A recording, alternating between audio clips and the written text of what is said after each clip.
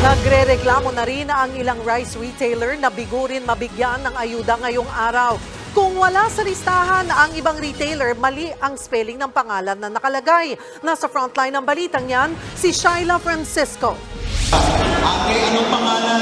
Dinumog ang bigay ng 15,000 pesos na livelihood assistance sa mga rice retailers sa Marikina City kaninang umaga.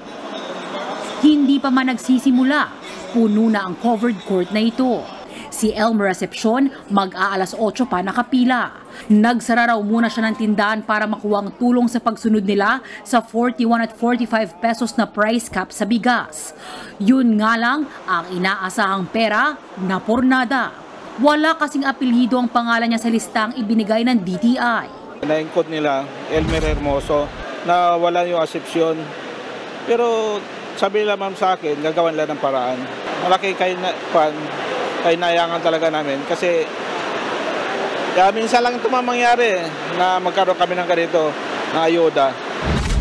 May mga hindi rin nakakuha dahil mali naman ang spelling sa pangalan, gaya ni Eleuterio Espino.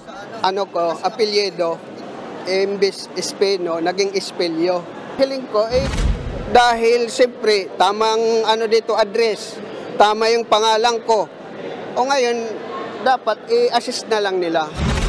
Tiniyak naman ng DTI na makakatanggap pa rin ng tulong sa ibang araw ang mga hindi nakakuha ngayon.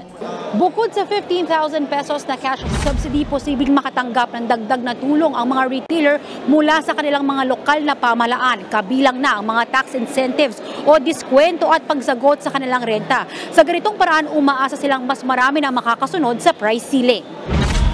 Sa pinakahuling tala ng DTI, nasa lampas 500 na ang nakatatanggap ng tulong sa Metro Manila.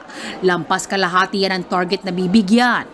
Wala pa dyan ang higit 800 retailers na nakaschedule bigyan ngayong araw.